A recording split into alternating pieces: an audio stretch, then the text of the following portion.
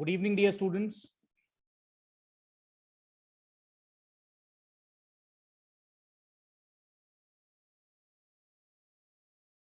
Am I audible? Sachi?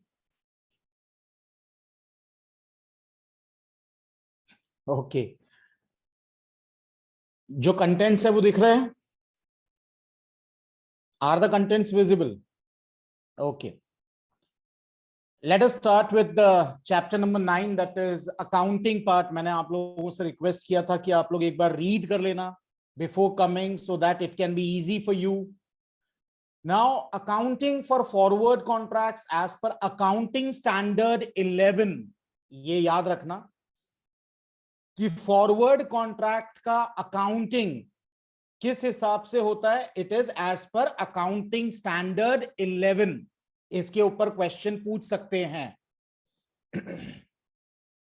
कि accounting for forward contract it is as per which accounting standard?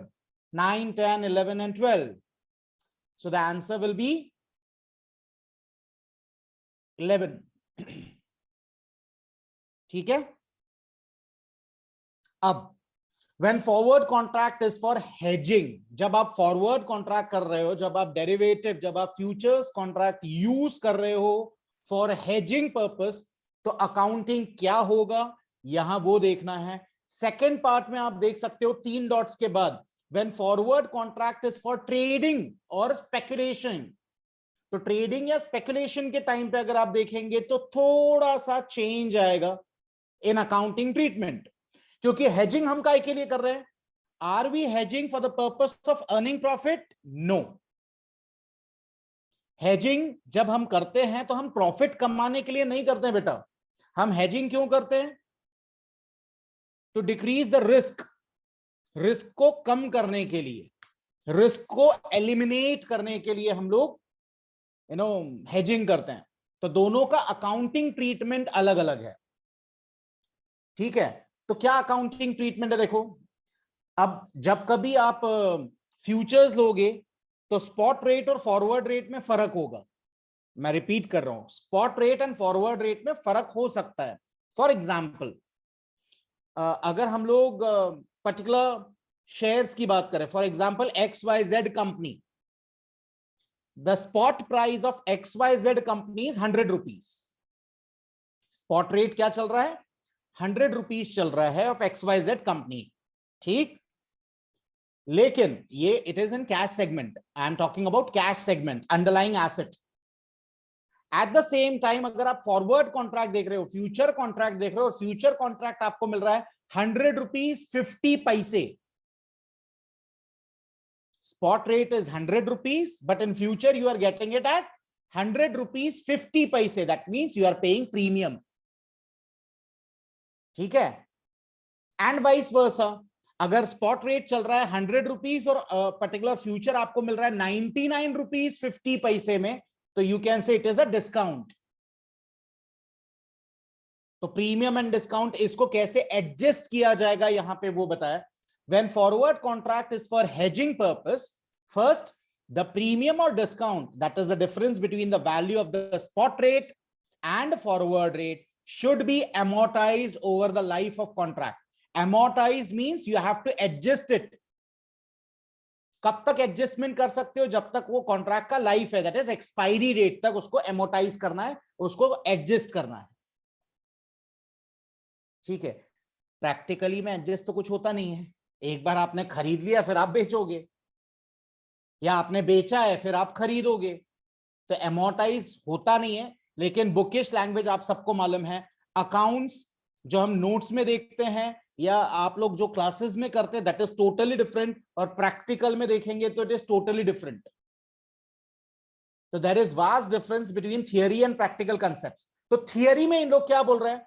Hedging में अगर कोई premium या discount, कोई बंदा हेजिंग कर रहा है और वो प्रीमियम या डिस्काउंट है, when there is difference between spot rate and forward rate, तो उसको amortize किया जाएगा, उसको adjust किया जाएगा over the life of contract.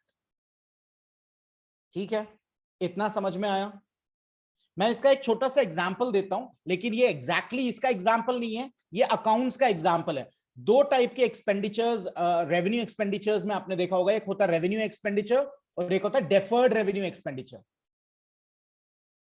ठीक है, रेवेन्यू एक्सपेंडिचर जो बार बार होता है, फॉर एग्जाम्पल अगर मेरी शॉप है, इलेक्ट्रिसिटी बिल मैं बार बार हर महीने पे कर रहा हूं, रेंट मैं बार बार पे कर रहा हूं। ठीक है, जो मेरे इधर ऑफिस में काम कर रहे हैं या शॉप में काम कर रहे हैं उनका सैलरी मैं बार बार दे रहा हूं, तो दीज आर रेवेन्यू एक्सपेंसेस। ठीक है, जिसका बेनिफिट एक महीने में खत्म हो जाएगा, फिर अगले महीने फिर नया बिल आएगा, तो it is recurring in nature revenue expenses. जबकि डेफर्ड रेवेन्यू एक्सपेंडिचर हम लोग एमोटाइज करते हैं। फॉर एग्जाम्पल हमने एडवर्टीजमेंट डाला, टीवी पे एडवर्टाइजमेंट डाला या केबल न्यूज पे हम लोग ने एडवर्टीजमेंट चलाया। अब ये एडवर्टाइजमेंट जो हम लोग चला रहे हैं, it will be benefited for और it will go for around 3 years। उसका जो बेनिफिट आपको मिलेगा वो 3 साल का है, और आपने उस पर जो खर्चा किया है वो 90,000 रुपीज खर्चा किया है। तो फर्स्ट ईयर आप 30,000 डिडक्ट करोगे, सेकेंड ईयर 30,000 डिडक्ट करोगे, थर्ड ईयर 30,000 डिडक्ट करोगे, तो that is deferred revenue expenditure, it will be amortised. तो दैट इज एमोटाइजेशन का एक छोटा सा एग्जाम्पल। सेकेंड पॉइंट क्या बोल रहा था, exchange difference, that is difference between the value of settlement date और reporting date and value at previous reporting date or inception of the contract. Inception means starting of the contract, is recognized in profit and loss statement of the year. अब what do you mean by this? मेरे को बताइए, आज yesterday itself मैंने 100 rupees का एक future खरीदा, आज उसकी वैल्यू हो गई 99 रुपीज, 1 रुपया लॉस है मेरे को, यस और नो? लेकिन मैंने अभी तक बेचा है क्या उसको? नहीं। तो भाई जो मार्क टू मार्केट है, जो हर दिन मेरा प्रॉफिट या लॉस वर्चुअल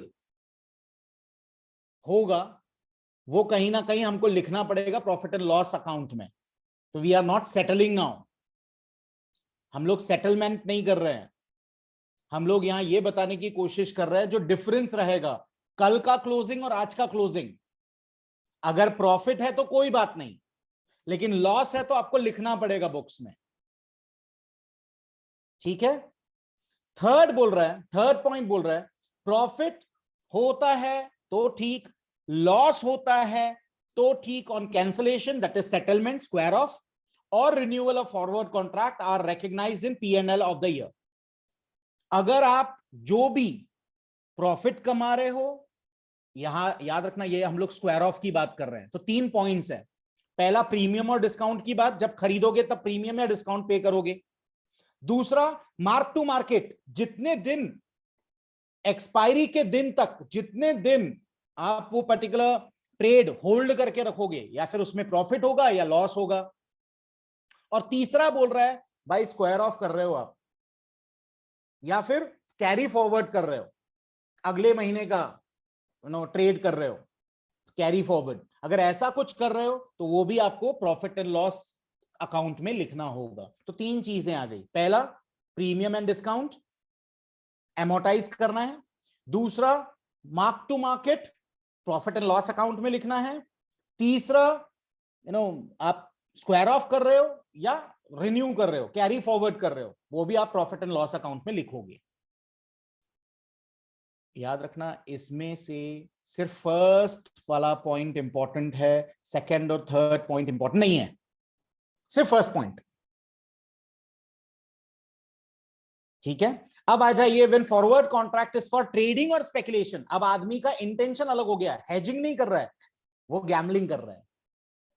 अब जो गैम्बलर होता है उसके बुक्स ऑफ अकाउंट्स में कैसे लिखा जाएगा, क्या लिखा जाएगा? फर्स्ट, नो प्रीमियम और डिस्काउंट इज रिकॉग्नाइज्ड। क्यों? क्योंकि इसका इंटेंशन प्रॉफिट कमाना है, हेजिंग में प्रॉफिट कमाना नहीं था, वो तो अपना रिस्क कवर कर रहा था।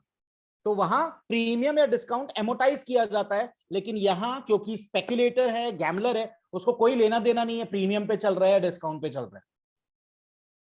उसको तो एक ही चीज मालूम है कि मेरा प्रेडिक्शन सही हुआ तो I will be earning profit, क्योंकि ये गैम्बलर है, ये जुआ खेल रहा है।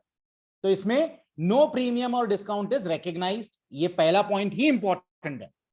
जैसे ऊपर मैंने हेजिंग में बोला था फर्स्ट पॉइंट इज इंपॉर्टेंट, यहां first point again is important. ठीक है, second and third point again they are talking about same thing. Second point बोल रहा है mark to market and third point बोल रहा है सेटलमेंट।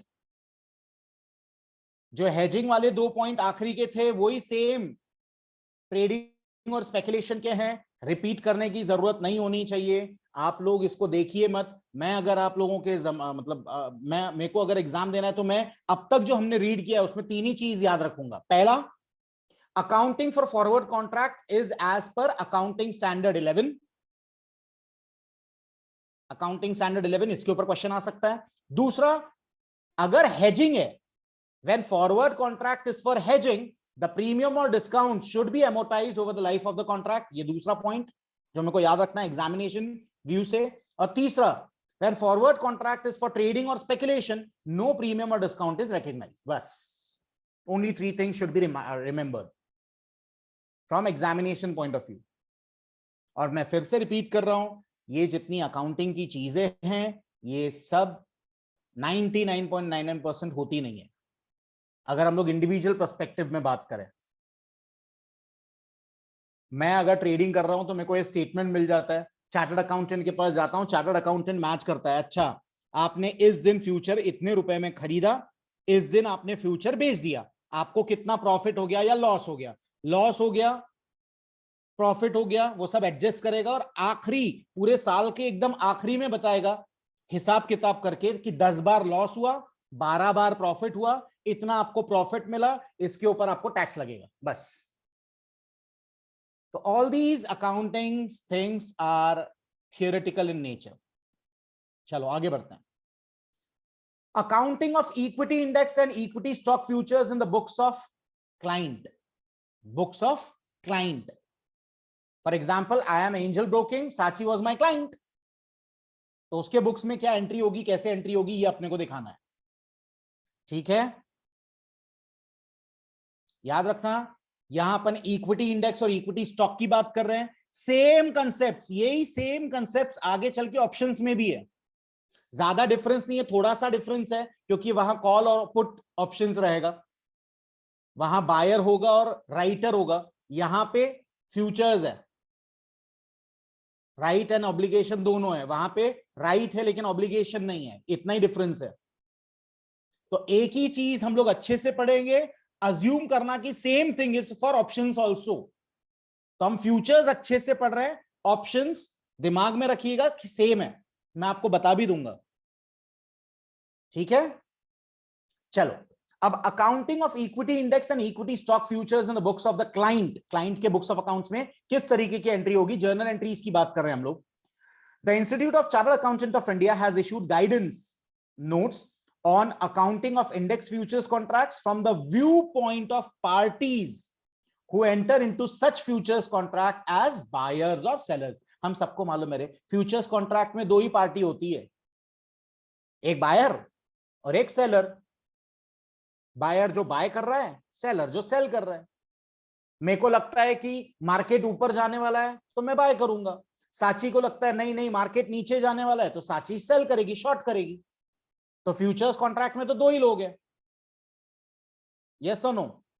सेम चीज ऑप्शंस में भी होता है भाई, कॉल के लिए एक बायर होता है एक राइटर होता है, पुट के लिए भी एक बायर होता है और एक राइटर होता है, तो कोई डिफरेंस नहीं है। आगे, फॉर अदर पार्टीज, अब अदर पार्टीज कौन कौन देखो, for other parties involve in the trading process like brokers, trading members, clearing members and clearing corporation, a trade in equity index future is similar to a trade in say shares and does not pose any peculiar accounting problems। तो दो ही party के accounting होते हैं, एक buyer का और एक seller का, बाकी सबके अकाउंटिंग्स आर सेम क्योंकि उनको कोई लेना देना नहीं है। मेरे को बताइए, मैंने बाय किया, मेरे को लग रहा है मार्केट ऊपर जाने वाला है, साची ने सेल किया, शॉर्ट किया, साची को लग रहा है मार्केट नीचे जाने वाला है। अगर मेरा प्रेडिक्शन सही हुआ तो मेरा प्रॉफिट, साची का लॉस। अगर साची ने जो प्रेडिक्ट किया था मार्केट नीचे जाने वाला और सच में मार्केट नीचे चले गया तो साची का प्रॉफिट, मनीष राय का लॉस। तो बाकी जो लोग हैं, जो अदर पार्टीज है, उनका ज्यादा कोई लेना देना नहीं है। क्योंकि दे आर थर्ड पार्टीज। ठीक है, आगे अब जो येलो है उतना ही पढ़ना है। Accounting at the Inception of the contract, that is accounting for initial margin. अब सबको मालूम है फ्यूचर में अगर आपको ट्रेड करना है तो यू हैव टू पे इनिशियल मार्जिन। ठीक है, अच्छा इनिशियल मार्जिन पे करने के बाद फिर डेली बेसिस पे मार्क टू मार्केट होगा या नहीं? भाई आज मैंने एक फ्यूचर खरीदा, स्पॉट रेट चल रहा था 100 रुपए फॉर एग्जाम्पल, 100 में खरीद लिया, 99 हो गया, 1 रुपए लॉस। शाम को ब्रोकर का फोन आएगा, मनीष सर वो मार्क टू मार्जिन में आपका लॉस है तो थोड़ा सा पैसा दे भर दो, आपका इनिशियल मार्जिन कम हो गया। बराबर। अच्छा और क्या हो सकता है फ्यूचर में? मैंने 100 रुपए में खरीदा और 102 हो गया, 102, क्या होगा फिर? फोन आएगा ब्रोकर का? नहीं, फोन कब आएगा? जब उसको मार्जिन चाहिए। प्रॉफिट के टाइम पे वो फोन नहीं करेगा, तो उसका अकाउंटिंग ट्रीटमेंट क्या होगा वो भी देखना है। अपन अकाउंटिंग ट्रीटमेंट देख रहे हैं बेटा लोग। तो अकाउंटिंग ट्रीटमेंट कब कब होगा? पहला इनिशियल मार्जिन के टाइम पे होगा, फिर दूसरा mark to market. Mark to market में दो चीज हो सकती है, या फिर शेयर का रेट नीचे गिर गया, आपका मार्जिन कम हो गया, ब्रोकर शाम को फोन करके बोलेगा मनीष सर पैसे भरो, आपका इनिशियल मार्जिन कम हो गया, it is less than 10% now, minimum balance should be 10%। अगर बढ़ जाता है तो कोई फोन नहीं आएगा क्योंकि मेरा अकाउंट में प्रॉफिट दिखा रहा है। और सबसे आखिरी में क्या होगा? जब मैं स्क्वायर ऑफ करूंगा पोजीशन, स्क्वायर ऑफ कभी भी कर सकता हूं। मैं अपनी पोजीशन जो मैंने खरीदा है वो बेच कब सकता हूं? आज खरीदा कल बेच दूं, परसों बेच दूं, कभी भी बेच दूं, up to expiry date last Thursday. तो दो ऑप्शन है, एक एक्सपायरी के पहले बेच दूं या एक्सपायरी के बाद, एक्सपायरी के दिन बेच दूं। अब मेरे को दो ही चीज हो सकती है, या प्रॉफिट या लॉस, उससे रिलेटेड ही ये सब चीज है। लेकिन फिलहाल हम लोग बात कर रहे हैं about initial margin. Let us read it carefully. Every client is required to pay to the trading member या clearing member initial margin determined by the clearing corporation as per the bylaws or regulations of the exchange for entering into equity index या फिर stock futures contract। कोई नई चीज है क्या? नहीं। आगे, such initial margin paid or payable should be debited to initial margin equity index or equity stock futures account। Additional margin अगर रखना है या भरना है, if any, should be accounted for in the same manner. Same तरीका है उसका, कोई अलग तरीका नहीं है, वो हम लोग सब नीचे देखेंगे विद एग्जांपल। तीसरा देखो, it may be mentioned that the time that at the time when the contract is entered into for purchase और sale of equity index future, no entry is passed for recording the contract because no payment is made at the time except for the initial margin। तो और कोई, सिर्फ initial margin का ही अपन journal entry पास करेंगे, बाकी तो कोई प्रॉफिट लॉस ऐसा कुछ हुआ ही नहीं, क्योंकि अभी तो आपने कॉन्ट्रैक्ट स्टार्ट किया है। ये सब बेटा जर्नल एंट्रीज नीचे है, डोंट वरी। इसके बाद at the balance sheet date, balance sheet date as on 31st March, balance sheet date as on 31st March, the balance in the initial margin और इक्विटी इंडेक्स या फिर equity stock futures account should be shown separately under the head currency assets। It is not currency assets, it is current assets। It is not currency assets, it is current assets। तो आप 31st मार्च जब आप balance sheet बनाओगे, balance sheet में अगर आपने initial margin पे किया है ब्रोकर को, वो कहां आएगा? तो it will come under current assets. काय में आएगा? करंट एसेट्स में आएगा। क्योंकि एसेट्स क्यों है वो हमारा? भाई हमने उसको पहले दे के रखा है एडवांस में, अभी तक सौदा स्क्वायर ऑफ नहीं हुआ। एग्जाम्पल सुनो, हमारा ईयर एंड कब होता है? चलो मैं साची से ही पूछता हूं अगेन। Yes sir. ओके साची, मेरे को बताओ ईयर एंड कब होता है? सर फाइनेंशियली के फाइनेंशियल 31st मार्च। ओके, अब मेरे को बताओ 30th मार्च को मैं जून वाला कॉन्ट्रैक्ट, सॉरी अप्रैल वाला कॉन्ट्रैक्ट ले सकता हूं कि नहीं? 31st। मार्च के पहले हम्म, मैं अप्रैल का कॉन्ट्रैक्ट ले सकता हूं कि नहीं? एट एनी पॉइंट ऑफ, याद रखना, at any point of time 3 contracts available होते हैं। यस मार्च के बाद अप्रैल, मई, जून 3 कॉन्ट्रैक्ट्स अवेलेबल है। मार्च तो खत्म हो गया। 30 यस मार्च को, 30th मार्च को मैंने अप्रैल का कॉन्ट्रैक्ट ले सकता हूं कि नहीं? अप्रैल का फ्यूचर कॉन्ट्रैक्ट ले सकता हूं कि नहीं? यस ले सकते हैं। बराबर है। उसके लिए लेकिन मेरे को इनिशियल मार्जिन भरना पड़ेगा कि नहीं?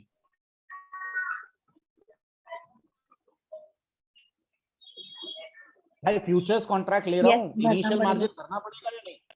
अच्छा, भरना पड़ेगा। मेरे को बताओ, अब दूसरे ही दिन 31 मार्च है, चार्टर्ड अकाउंटेंट ने बुलाया, भाई बुक्स ऑफ अकाउंट्स दो। 31 मार्च, अरे मनीष सर ये आपके बैंक के अकाउंट में डेबिट है, ये काय का है? मैं बोलूंगा भाई ये मैंने इनिशियल मार्जिन भरा है, मैंने शेयर्स फ्यूचर्स खरीदा है, उसका है। तो वो मेरे बैलेंस शीट में उसको कहां लिखेगा? इन करंट एसेट्स। आया बेटा समझ में? यस ओके,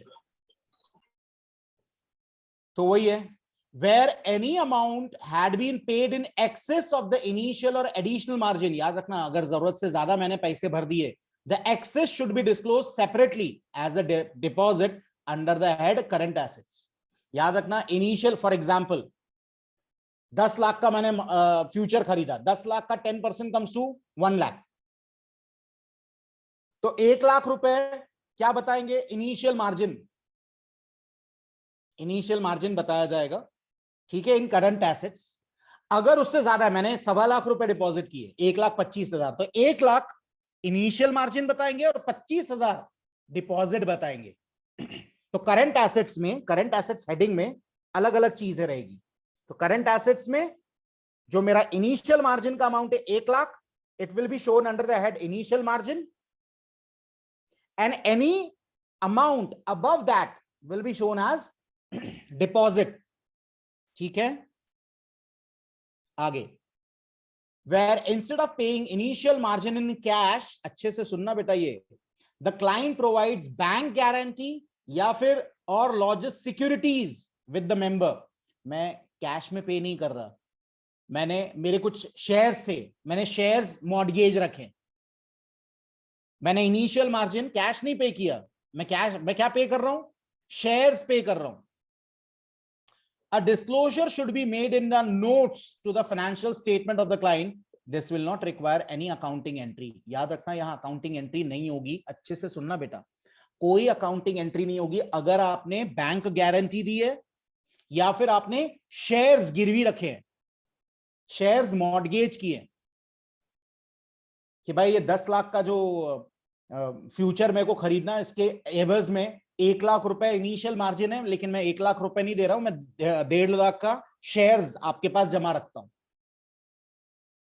ये हम लोगों ने इसके पहले देखे हैं कंसेप्ट, हम सिर्फ अकाउंटिंग ट्रीटमेंट देख रहे हैं। अब इसके नीचे deposit for initial margin kept, अब देखो सबकी जर्नल एंट्रीज, और नीचे एग्जांपल भी दिया है। Deposit for initial margin kept क्या आएगा? Deposit for initial margin account debit to bank account. Second बोल रहा है इनिशियल मार्जिन पेड और एडजस्टेड फ्रॉम डिपॉजिट, तो initial margin account debit to bank account, deposit for initial margin account, दो आएगा, initial margin account debit to bank account to deposit for initial margin account. आगे initial margin return और released, bank account deposit for initial margin account debit to initial margin account. ये सब journal entries है, आप लोग मेरे से अच्छे जर्नल एंट्रीज जानते हो, इसमें किसी को कोई प्रॉब्लम है क्या?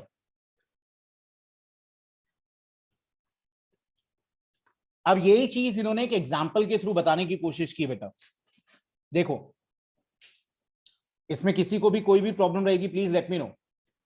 सपोज मिस्टर एक्स परचेसेस अ फ्यूचर्स कॉन्ट्रैक्ट, अच्छे से देखना, on 5th March 2022, the initial margin calculated as per SPAN, याद है ना SPAN, it is a software, Chicago में बना है। SPAN is a software जो रिस्क कैलकुलेट करके बताता है कि इनिशियल मार्जिन कितना होना चाहिए।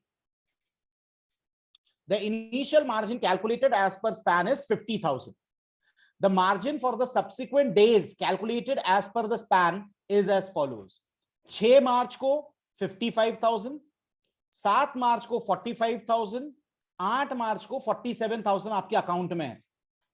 अब देखो इसकी जर्नल एंट्रीज कैसे आ रही. First, on 5th March initial margin equity futures account debit 50,000 to bank account. क्या है? Being initial margin paid on equity futures contract. 5 तारीख का हो गया.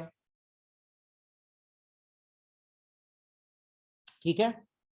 इसके बाद on 6th March 2022 initial margin equity futures account debit 5,000 to bank account being additional margin paid to the exchange. Additional, initial के अलावा additional. On March 7, 2022 bank account debit to initial margin equity account 10,000 being margin refunded by the exchange. Refund मिल गया हमको. बराबर. इसमें समझ में आ रहा है कि नहीं? And the last one, on March 8 initial margin equity futures account debit 2,000 to bank account being further margin paid to the exchange. इसमें किसको क्या नहीं समझ में आया पहले ये बताइए. यस साची.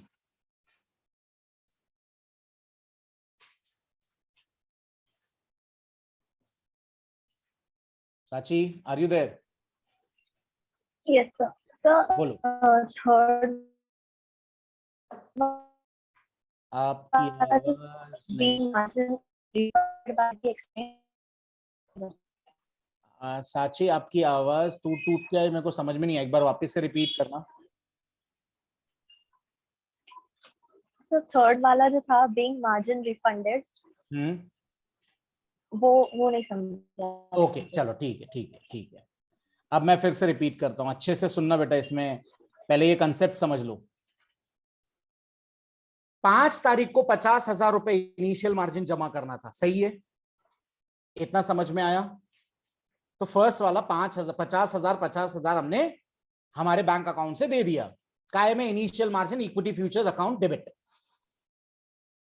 50,000 डिपॉजिटेड एज इनिशियल मार्जिन. ठीक है. फिर 6 तारीख को 50 के 55 हो गए. मतलब 5,000 rupees additional we have to pay as margin. हम लोग हो सकता है लॉस में हो तो 5,000 एक्स्ट्रा मंगाया. ठीक है. उसके बाद ऑन 7th 45,000 हो गया हमारा इनिशियल मार्जिन. मतलब requirement as per span initial margin required is 45,000. मतलब हमारे जमा कितने हो गए? पहले 50,000 जमा किया, फिर दूसरे दिन 5,000 और जमा किया. हमारे टोटल डिपॉजिट हो गए 55,000. लेकिन अब एज पर स्पैन, वो स्पैन क्या बताता है? इनिशियल मार्जिन की जरूरत कितनी है? बोलता है 45,000 बहुत है. तो भाई हम लोग मांगेंगे भाई 10,000 रुपए रिफंड दो अभी हमारे. These are accounting treatment. याद रखना ये प्रैक्टिकल में नहीं होता. I am repeating. साची कुछ समझ में आया?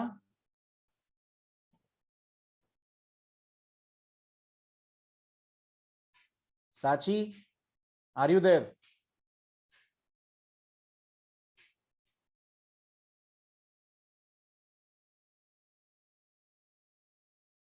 बाकी students please let me know, are you understanding the concept?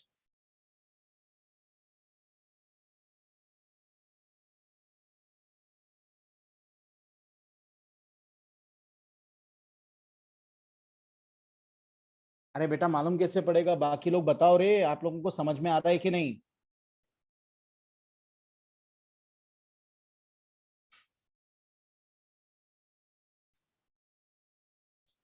Okay आप में से कितने स्टूडेंट्स को क्वेरीज नहीं है? सब समझ में आ गया? Please raise your digital hands, at least I can know.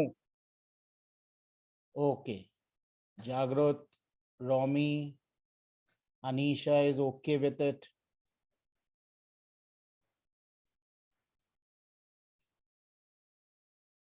Okay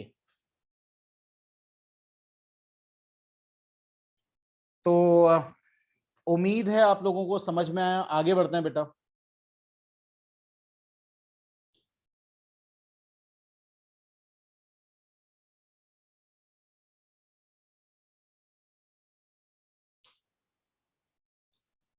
last का 2045 की रिक्वायरमेंट थी, अब स्पैन के हिसाब से 47 हो गया, तो 2000 रुपए हमको एडिशनल पे करना है टू बैंक।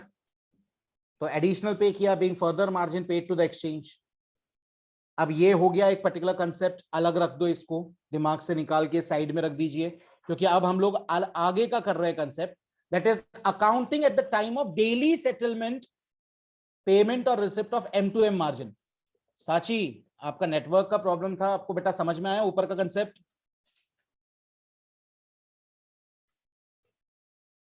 अभी भी उनको शायद थर्ड पॉइंट नहीं समझ में आया। नहीं सर, थर्ड मैं फिर पॉइंट से एकदम प्रॉपर्ली नहीं समझा। मैं फिर से रिपीट कर रहा हूं एकदम फटाफट, ठीक है? मेरे को सबसे पहले बताओ, इनिशियल मार्जिन कितनी जरूरत है? इनिशियल मार्जिन कितनी एज पर स्पैन? 50,000। 50,000 मैंने जमा कर दिया, ठीक है।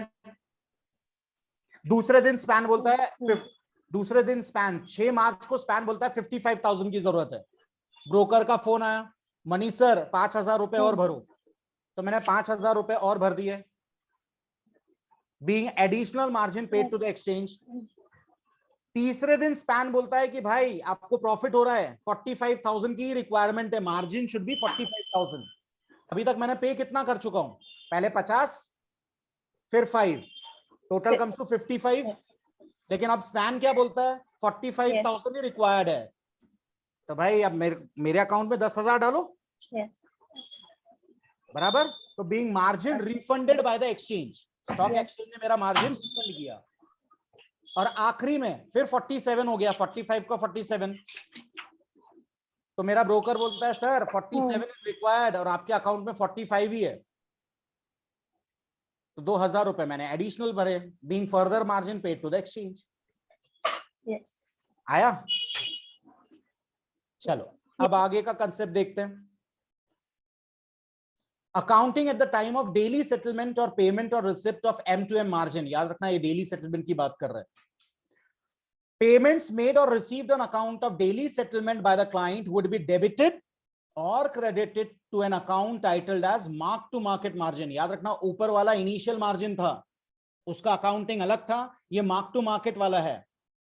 अब इक्विटी इंडेक्स है या इक्विटी स्टॉक फ्यूचर्स अकाउंट है, वो देखना पड़ेगा। अगर मैं निफ्टी में ट्रेड कर रहा हूं तो equity index, mark to market margin equity index आएगा। अगर मैं निफ्टी या बैंक निफ्टी में काम कर रहा हूं तो, अगर मैं पर्टिकुलर स्टॉक में काम कर रहा हूं तो काय में आएगा? इक्विटी स्टॉक फ्यूचर्स अकाउंट, ठीक है। दूसरा, mark to market margin account can be maintain index और stock wise so as to facilitate calculation of provision for loss. तो याद रखना जो भी आपका मार्जिन बनेगा, मार्क टू मार्केट मार्जिन, वो अलग अलग बनेगा, एक इंडेक्स का बनेगा और एक स्टॉक का बनेगा, ताकि कैलकुलेशंस आसान हो। टैक्स में इस चीज का बहुत असर होता है कि आपने कहां प्रॉफिट ज्यादा कमाया और कहां आपने लॉस किया। तो दो अलग अलग, you have to maintain 2 different accounts, mark to margin index account and mark to margin stock account, अलग अलग बनेगा। Such payments or receipts can be through a bank account or through a deposit kept with clearing member and debited to an appropriate account, say deposit for mark to market margin account। अलग अलग है, ठीक है। At the year end, अब year end मतलब जिस दिन आपका एक्सपायरी डेट है, या फिर year end, either or। At the year end, any balance in the deposit for mark to market margin account should be shown as a deposit under the head current assets। Initial margin के time पे अलग था, mark to margin के time पे अलग है। साल खत्म हो रहा है 31 मार्च, 31 मार्च के दिन अगर आपका पैसा मार्क टू मार्जिन अकाउंट में है तो उसमें क्या आएगा? Current assets, deposit for mark to market margin account, ऐसे बताया जाएगा। ये समझ में आया बेटा? अब देखो इसके एंट्रीज कैसे हैं। Deposit for mark to market margin kept, deposit for M2M margin account debit to bank account. MTM margin paid or adjusted from deposit, M2M margin account debit to bank या deposit from M2M margin account. M2M margin received, ऊपर तो paid था, यहां received है, तो bank or deposit from M2M margin account debit to M2M margin account. So these are journal entries. इसमें किसी को कोई प्रॉब्लम है? साची? अब accounting for open interest as on the balance sheet date. Open interest. Now what do you mean by open interest? आपका सौदा खड़ा है, अभी तक आपने स्क्वायर ऑफ नहीं किया. ओपन इंटरेस्ट मतलब आपने बाय किया लेकिन सेल नहीं किया, या फिर आपने शॉर्ट किया है बाय नहीं किया. That is open interest. मतलब your position, your trade is still open, it is not closed, क्योंकि आपने स्क्वायर ऑफ नहीं किया है. अब उसके बारे में इन लोग कंसेप्ट बता रहे हैं. देखिए, accounting for open interest as on the balance sheet date. Debit or credit balance in the mark to market margin, equity index ho या equity stock futures account ho, the net amount paid or received on the basis of movement in the prices of index futures till the balance sheet date. याद रखना, आपका entry या फिर debit होगा या credit होगा. अगर आपको लॉस हो रहा है तो डेबिट एंट्री होगी, अगर आपको प्रॉफिट हो रहा है तो क्रेडिट एंट्री होगी. That is what they want to say. याद रखना, स्क्वायर ऑफ नहीं हुआ है, position is not square off. अभी भी आपका सौदा खड़ा हुआ है, ओपन इंटरेस्ट है, लेकिन day to day mark to margin आपको करना पड़ेगा, मार्क टू मार्केट आपको करना पड़ेगा. तो मार्क टू मार्केट चल रहा है, लेकिन साल खत्म हो गया, 31 मार्च आ गया. अब 31 मार्च के दिन आपको बताना होगा कि आपको अगर लॉस चल रहा है तो आप डेबिट अकाउंट में डालोगे, डेबिट अकाउंट बताएगा आपका बैलेंस शीट, और अगर आपको प्रॉफिट हो रहा है तो क्रेडिट अकाउंट में बताएगा. ये सब आएगा करंट एसेट्स में, या करंट एसेट्स में या करंट लायबिलिटी. प्रॉफिट हो रहा है तो करंट एसेट्स, लॉस हो रहा है तो करंट लायबिलिटी. मैं फिर से रिपीट कर रहा हूं, आपने अब तक सौदा स्क्वायर ऑफ नहीं किया. मैं फिर से रिपीट कर रहा हूं, 25 मार्च, 25 मार्च, याद रखना, हमारा फाइनेंशियल अकाउंटिंग ईयर खत्म कब होता है? 31 मार्च. 25 मार्च को मैंने अप्रैल का कॉन्ट्रैक्ट लिया.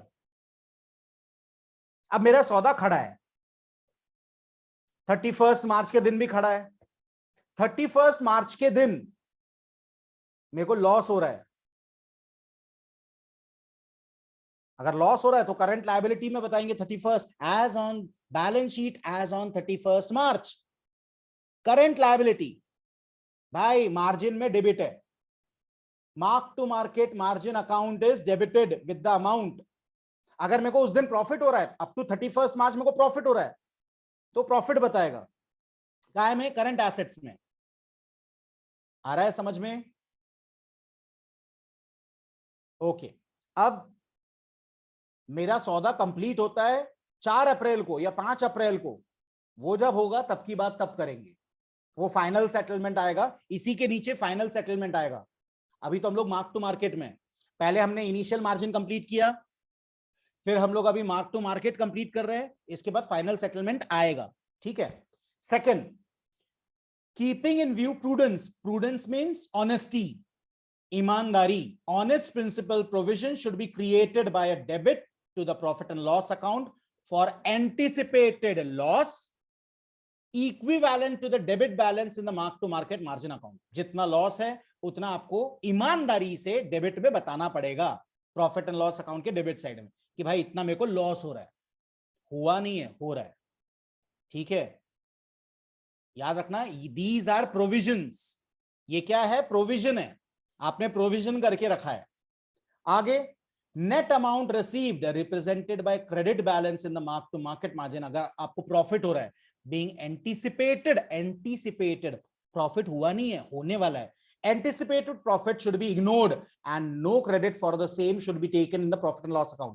याद रखना बेटा, जब लॉस हो रहा है तो it should be considered, लेकिन जब प्रॉफिट हो रहा है तो it should not be considered. तो यहां सबसे इंपॉर्टेंट चीज है when you are incurring losses, it should be considered in mark to market margin account, but if you are earning a profit, it should not be considered. तो इसका कोई accounting entry नहीं होगा. आगे, the debit balance in the said mark to market margin account, that is net payments made to the broker, net payments made to the broker should be shown under the head current assets, loans and advances in the balance sheet, and the provision created there against should be shown as a deduction therefrom. तो जो भी debit balance है, जो भी पैसा आपने broker को पे किया, वो आप current assets, loans and advances में बता सकते हैं. जब सौदा कटेगा, जब स्क्वायर ऑफ होगा, तो हम डिडक्शन कर देंगे, वो अलग बात है. आगे, on the other hand, the credit balance is in the said account, that is the net amount received from the broker. पे नहीं किया आपने ब्रोकर को, ब्रोकर से आपको मिला, should be shown as current liability under the head current liabilities and provision in the balance sheet. याद रखना, ये सब जो करंट एसेट्स में लिख रहे हो, करंट लायबिलिटीज में, these are provisions. ये एक्चुअल में हुआ नहीं है. क्यों? क्योंकि आपका सौदा अभी भी खड़ा है. ये बुकिश प्रॉफिट है. असली में हुआ क्या? नहीं, क्योंकि अभी तक आपने स्क्वायर ऑफ पोजीशन नहीं की है. ये मार्क टू मार्केट मार्जिन है. This is mark to market margin, this is not your final settlement. तो जो भी चीज है एक्चुअल लाइफ में देखेंगे तो ये सब लिखता ही नहीं, कोई नहीं लिखता रे बाबा. मेरे को बताओ, मेरा चार्टर्ड अकाउंटेंट क्या देखेगा? मेरे को प्रॉफिट कितना हुआ, लॉस कितना हुआ, बस. आपको इसमें एक ही चीज देखना है कि भाई प्रॉफिट हो रहा है तो कहां लिखना है, लॉस हो रहा है तो कहां लिखना है, बस. लेकिन प्रैक्टिकल लाइफ में all these things doesn't work, क्योंकि आप लोगों को ये चैप्टर है और पढ़ाना है. नहीं पढ़ाऊंगा तो आप ही लोग बोलोगे सर ने एक चैप्टर पढ़ाया नहीं. इसके लिए मैं पढ़ा रहा हूं, वरना अगर आप मेरे को बोलेंगे तो इसमें ये पूरे चैप्टर में 5 या 6 चीजें हैं जो पढ़ने लायक है, जो एग्जामिनेशन पॉइंट ऑफ व्यू या प्रैक्टिकलिटी में इंपॉर्टेंट है. बाकी सब फालतू चीजें, ये सब फालतू है, क्योंकि ये प्रैक्टिकल लाइफ में होता ही नहीं है. अब देखो, सच प्रोविजन, मैंने पहले ही बताया ये सब क्योंकि आपका फाइनल सेटलमेंट नहीं हो रहा है. All these things are provision, आप प्रोविजन कर रहे हो. Such provision shall be calculated index wise और stock wise, that means all series of stock shall be combined. तो हमने पहले ही बताया था भाई, फ्यूचर्स कॉन्ट्रैक्ट है, फॉरवर्ड कॉन्ट्रैक्ट है, इसमें 2 बनेगा, एक इंडेक्स वाला और एक स्टॉक वाला. उसी के हिसाब से चलेगा. अब provision for loss on equity stock या equity index futures outstanding at balance sheet. Outstanding है. सबसे पहले मैं चाहूंगा कि इसकी जर्नल एंट्रीज ना देखते हुए आप एग्जांपल देखें. To illustrate, suppose Mr. A pays an amount of rupees 5,000 as mark to market margin on equity futures contract. The following accounting entries would be made in the books of accounts. Profit and loss account, debit में 5,000. 2, provision for loss on equity futures 5,000. Being provision made for the amount paid to clearing member or trading member because of movement in the price of the futures contract. तो आप provision कर रहे हो, ठीक है, कि loss हुआ तो ये पैसा कट गया. तो प्रोविजन, जैसे अपन इंश्योरेंस का आपने 11th 12th स्टैंडर्ड से देखा होगा, हम लोग इंश्योरेंस का प्रोविजन करते हैं, डेप्रिसिएशन का प्रोविजन करते हैं.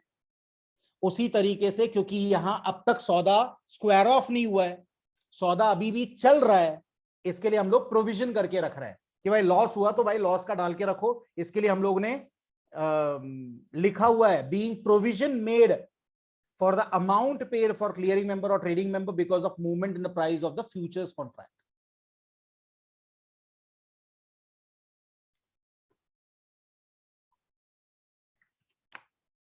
अब तक 2 कंसेप्ट बेटा पूरा हो गया. पहला इनिशियल मार्जिन वाला कंसेप्ट, दूसरा मार्क टू मार्केट मार्जिन वाला कंसेप्ट. अब फाइनल सेटलमेंट आ रहा है. देखो, accounting at the time of final settlement और squaring up of the contract. अब ये फाइनल है. अब इसका जो भी आएगा वो हमको अपने balance sheet, profit and loss account में बताना पड़ेगा. प्रॉफिट हुआ तो भी, लॉस हुआ तो, क्योंकि अब तो फाइनल हो गया ना. जो ऊपर के 2 कंसेप्ट थे वो प्रोविजन वाले थे. ये जो कंसेप्ट है ये प्रोविजन वाला नहीं है, ये एग्जैक्ट वाला है, क्योंकि ये फाइनल सेटलमेंट है. भाई मेरे को बताओ, मैंने फ्यूचर खरीदा, साची ने फ्यूचर बेचा, किसी को प्रॉफिट होगा और किसी को लॉस होगा।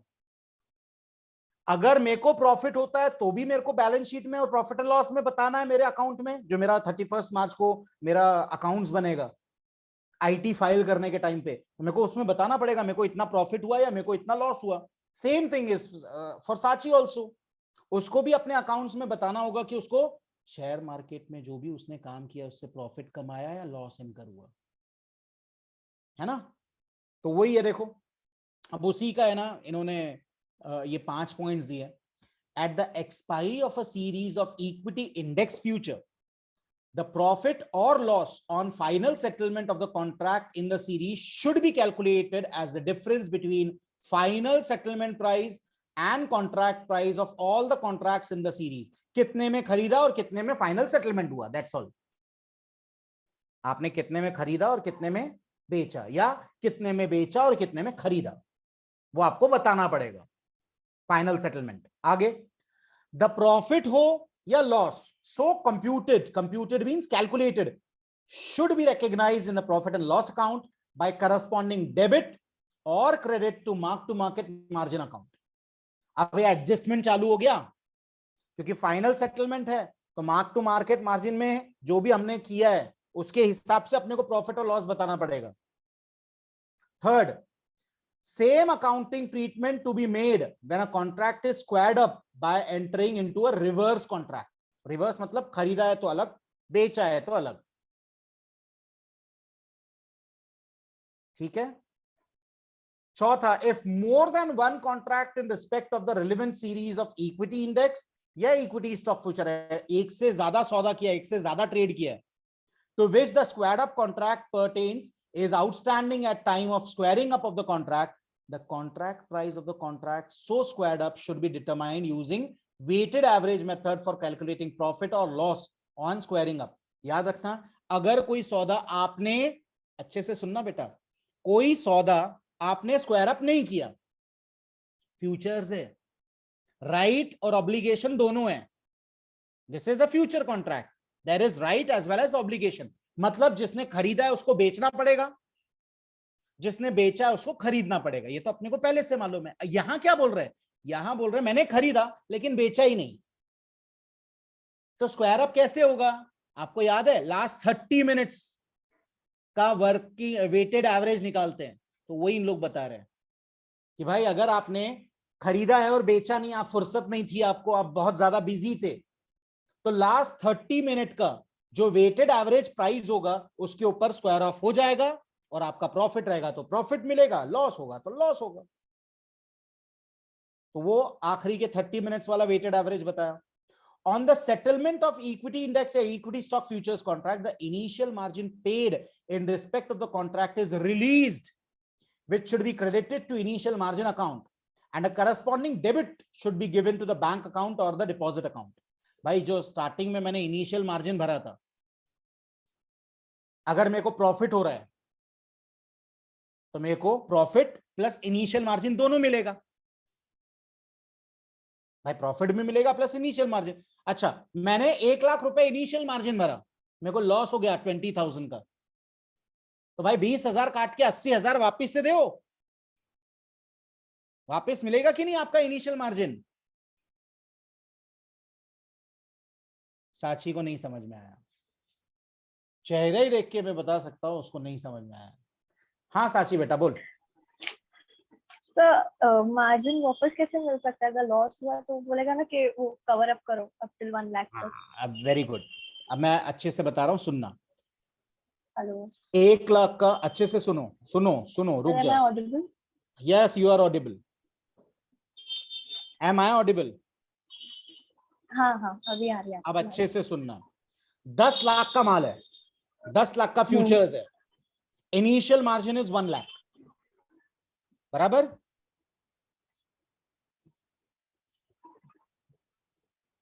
साची सुनने में आ रहा है?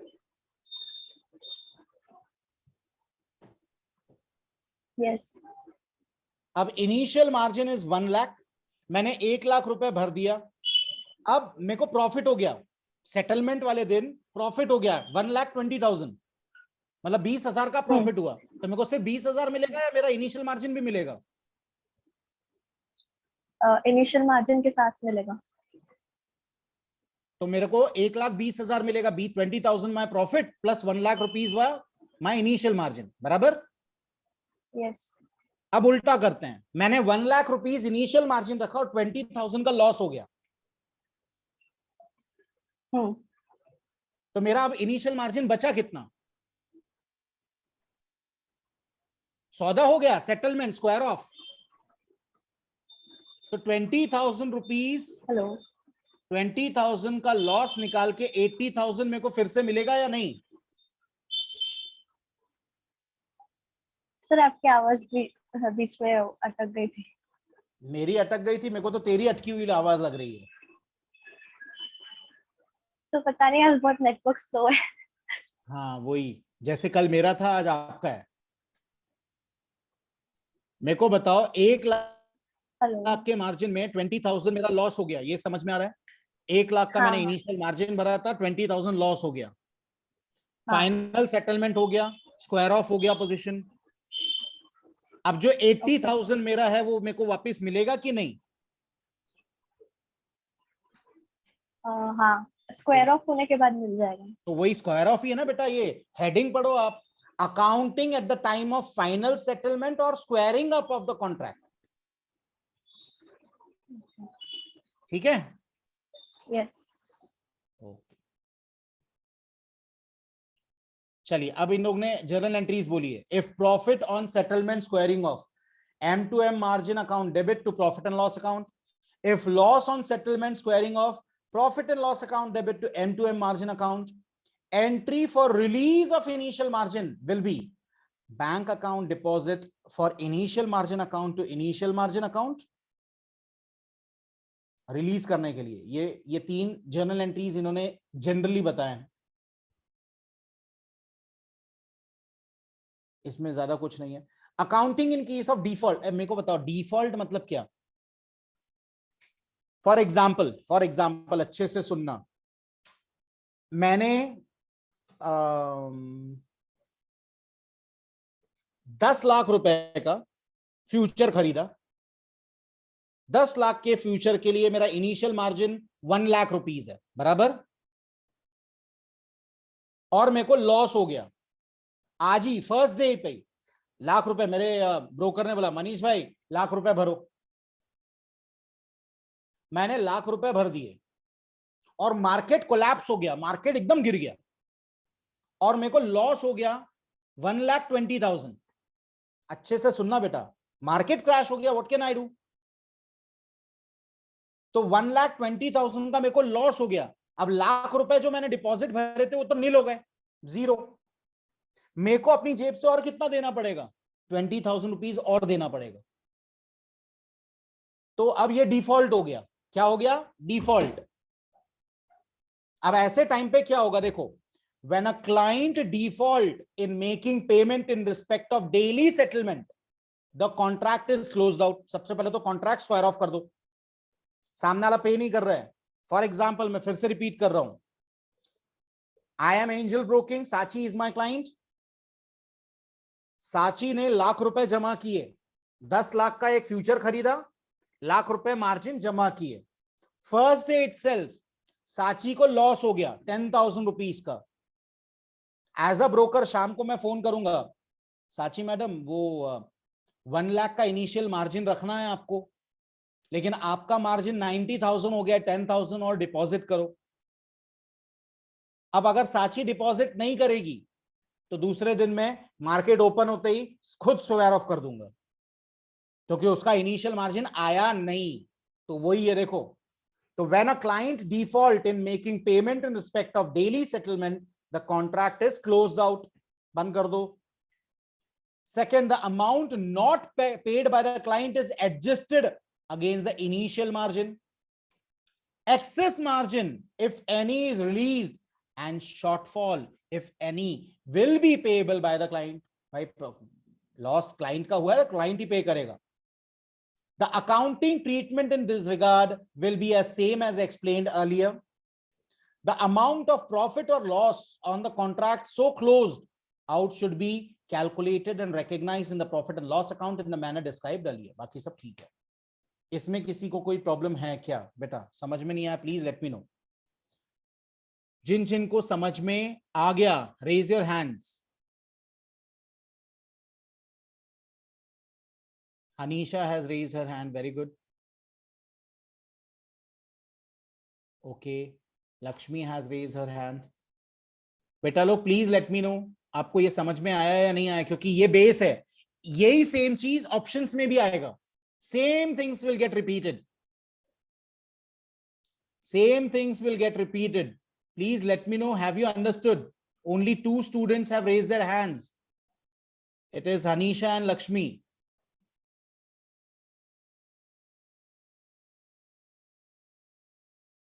किसी को बेटा नहीं समझ में आया please let me no. Okay, Sachi also raised her hand. Thanks. Any student who didn't understood the concept? चलिए ओके. इसके बाद का कंसेप्ट देखिए. इसके बाद सब सेम कंसेप्ट्स है. अब देखो वही है, accounting for index option in case of cash settled. यही सेम चीज वापस से आएगा. आप यहां देख सकते हो करंट अकाउंट देखा, वही सेम चीज है. इक्विटी इंडेक्स और स्टॉक ऑप्शन प्रीमियम अकाउंट, सिर्फ नाम चेंज हो रहा है. सिर्फ नाम चेंज हो रहा है, बाकी सब चीजें सेम है. ये इसके लिए मैंने साइड में भी आप देख सकते हो, ये साइड में बना के रखा है. ये साइड में जो बना के रखा है ये आपको रीड करने के लिए, क्योंकि ये कंसेप्ट ऑलरेडी हो चुका है ऊपर. ये देखो same current assets, current liability सब सेम है. ये देखो करंट एसेट्स अगेन. फिर balance sheet, accounting for open options as on the balance sheet date, वही सेम. ये देखिए फिर से करंट एसेट्स और करंट लायबिलिटीज दिख रहा है आपको. Same concepts are getting repeated. Same concepts beta are repeating. ये देखो ये प्रूडेंस फिर से आ रहा है. ऑनेस्ट, ईमानदारी से.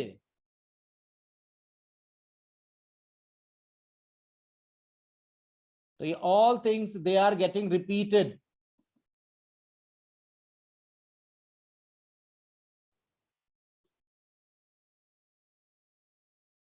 Okay, Sachi, you want to ask some question?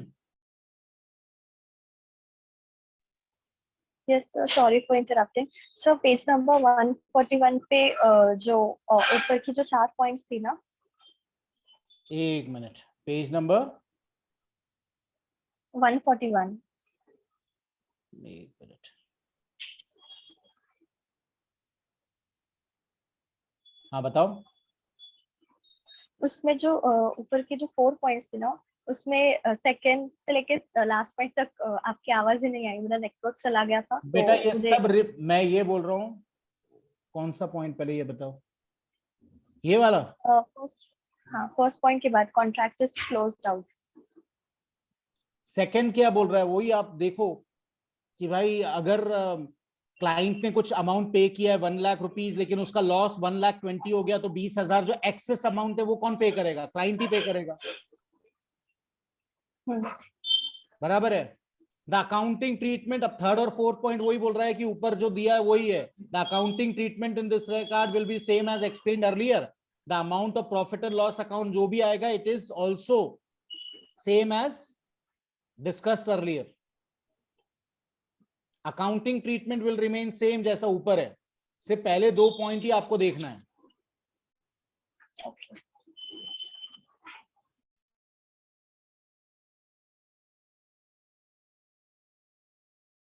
तो बेटा ये सब चीजें रिपीट हो रही है, ये सब चीजें सेम है.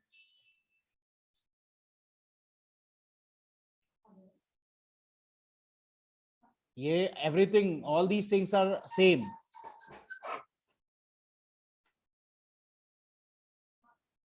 अब यहां टैक्सेशन, ये इंपॉर्टेंट कंसेप्ट है।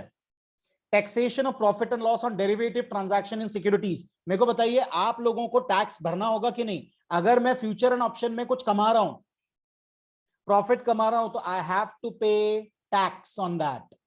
तो यहां उसी टैक्स के बारे में है, दिस इज इंपॉर्टेंट वन।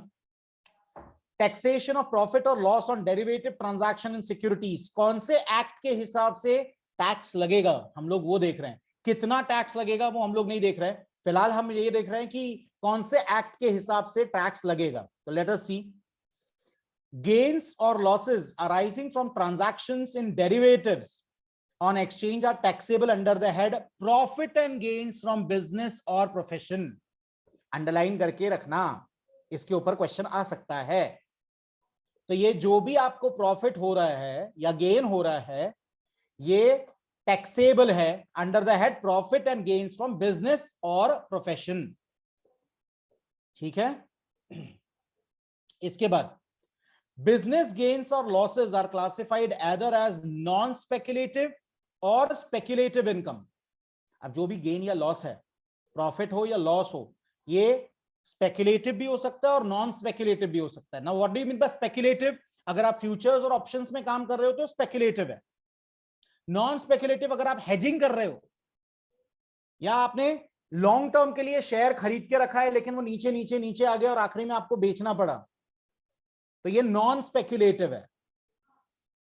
तो यहां business gains or losses are divided into or classified into two parts। आपका speculative income है या non speculative income या loss है।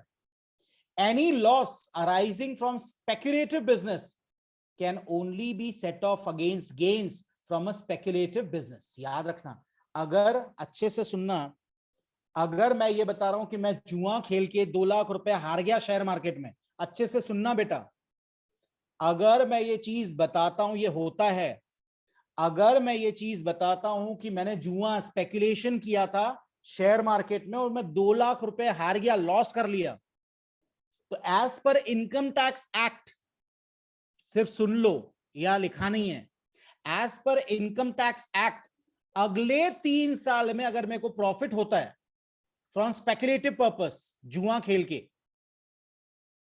तो ये लॉस का कॉम्पनसेट मैं उधर कर सकता हूं। मतलब जब वो जो मेरे को प्रॉफिट होगा, तो प्रॉफिट में मैं बताऊंगा कि भाई मेरे को पहले वाला लॉस हुआ था ना, इसके लिए ये प्रॉफिट के ऊपर टैक्स मत लो, तो वो मेरा टैक्स माफ हो जाएगा। तो ये बहुत ही इंपॉर्टेंट पॉइंट है, मैं फिर से रिपीट कर रहा हूं, any loss arising from speculative business can only be set off, इसको आप सेट ऑफ कर सकते हो against gains profit from a speculative business. तो अगर आपने गैम्बलिंग में कुछ हारा है तो आपको गवर्नमेंट की तरफ से 3 साल दिए जाते हैं कि 3 साल में आप अपने गैम्बलिंग में ही अगर प्रॉफिट कमाते हो अप टू जो आपका लॉस हुआ है, तो आपको टैक्स भरने की जरूरत नहीं है उस पर, वो प्रॉफिट पे टैक्स भरने की जरूरत नहीं है। आगे, प्रायर टू फाइनेंशियल ईयर 5-6 के पहले transaction and derivative were considered as speculative transaction for the purpose of determination of tax liability under the Income Tax Act. This is in view of section 43 subsection 5 of the Income Tax Act, which defined speculative transaction as a transaction in which a contract for purchase or sale of any commodity, including stocks and shares, is periodically or ultimately settled otherwise than by actual delivery or transfer of the commodities or stocks। तो यहां आपको 2005-6 के पहले जो भी transaction future में होता था, फ्यूचर्स एंड ऑप्शंस में होता था, it was regarded as speculation. लेकिन उसके बाद 2005-6 के बाद as per section 43 subsection 5 of the income tax act, इन्होंने बोला है कि भाई अगर आपने कोई भी सौदा डिलीवरी के लिए नहीं किया, अगर डिलीवरी के लिए किया है देन इट्स ओके, अगर डिलीवरी के लिए नहीं किया that will be treated as speculative, जो डिलीवरी के लिए किया है that will be treated as non speculative. In view of the above provisions, most of the transactions entered into the derivative by investors and traders were considered as speculative transactions. The tax provision provided for differential treatment with respect to set off and carry forward of lots of such transactions can be given. याद रखना, अगर speculation की वजह से आपने हारा है और अगले 2 या 3 साल में आप कमाते हो तो वो स्क्वायर ऑफ हो जाएगा, वो सेट ऑफ हो जाएगा, लेकिन नॉन स्पेकुलेटिव पे टैक्स लगता है। आगे, during that period loss on derivative transaction could be set off only against other speculative income and the same could not be set off against any other income.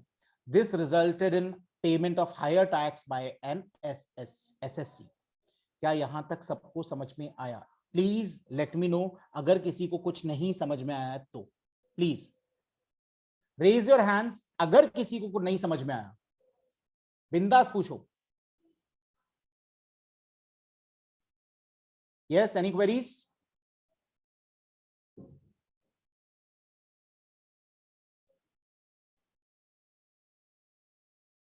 चलो ठीक है, फिर आगे बढ़ते हैं। अब ये अलग अलग चीजें हैं। Now these are different. In the case of foreign portfolio investor, अब फॉरेनर इन्वेस्ट कर रहा है जो इंडिया में, the gains or losses arising from derivative transaction on a recognized stock exchange are taxable under the head capital gains. Since a majority of the derivative contract traded on the stock exchange have a maturity up to 3 months, the gains or losses arising from F&O trades are generally taxable as short-term capital gains or losses. अब हम लोग foreign portfolio investor की बात कर रहे हैं, foreigner की बात कर रहे हैं। फॉरेनर अगर कमा रहा है, उसको प्रॉफिट हो या लॉस हो, उसको तो अगर प्रॉफिट हो रहा है तो कैपिटल गेन्स में उसको टैक्स भरना है। कैपिटल गेन्स टैक्स 2 टाइप के होते हैं, एक लॉन्ग टर्म और एक शॉर्ट टर्म।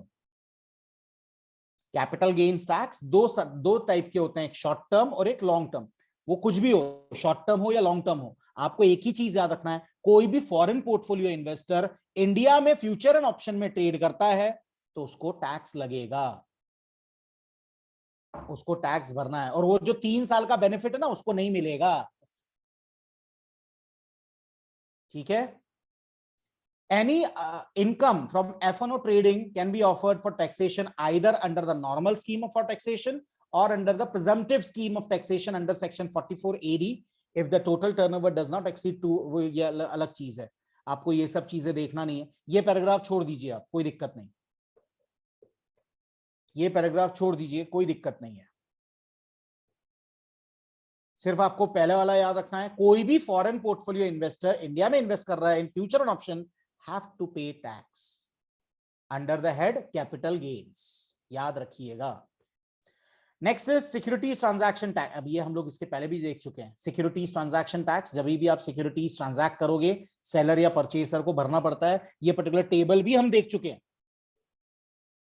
ये पर्टिकुलर टेबल भी हम लोग देख चुके हैं।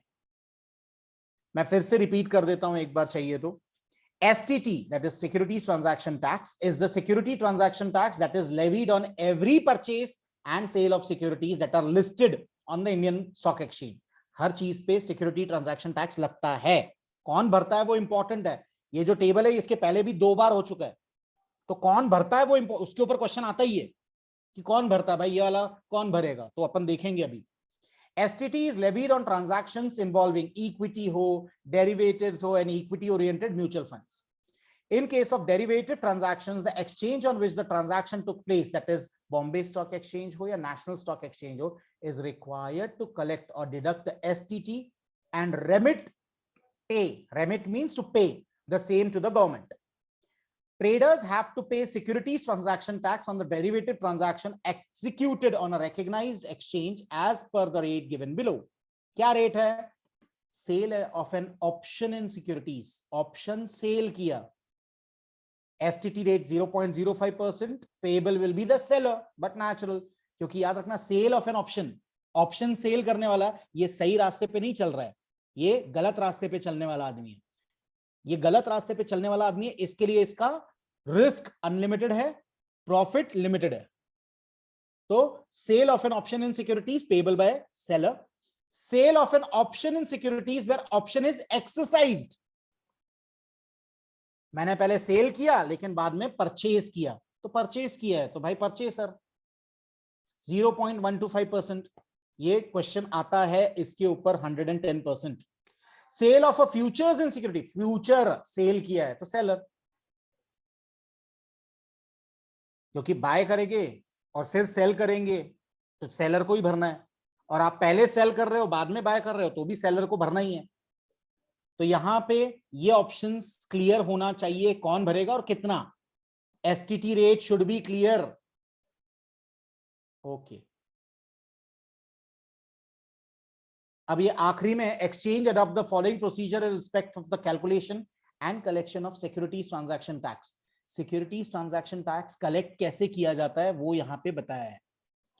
STT is applicable on all sell transaction for both futures and option contract. ये हम पहले देख चुके हैं, सब sell contracts.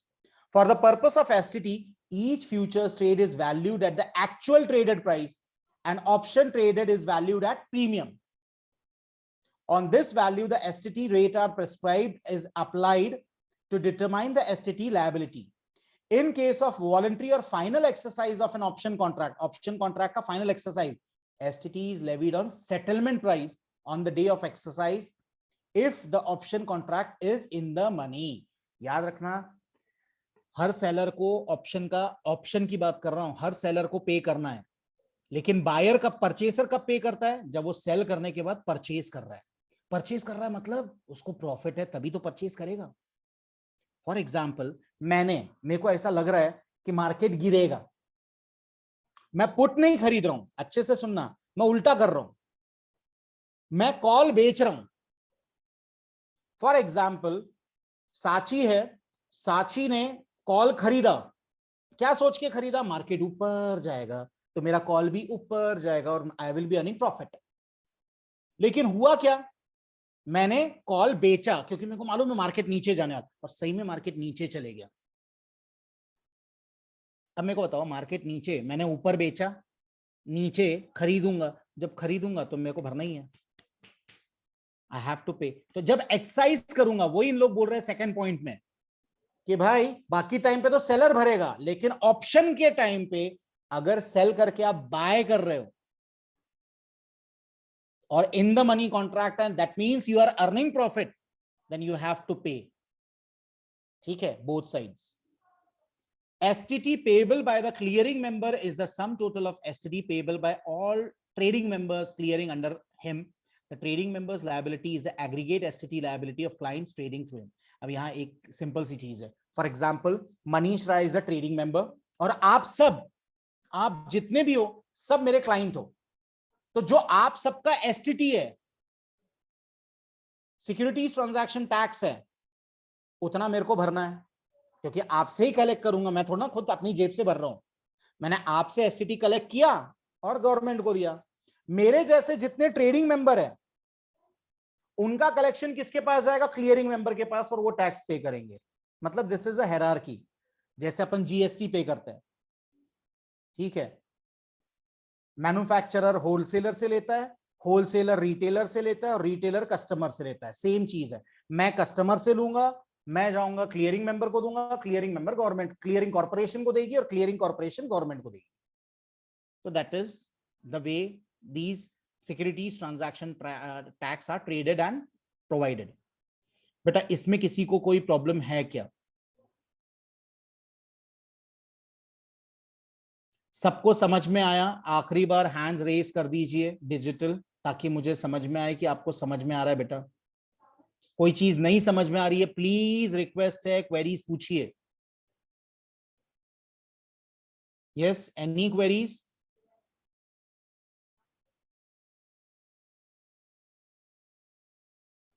Any queries, please let me no.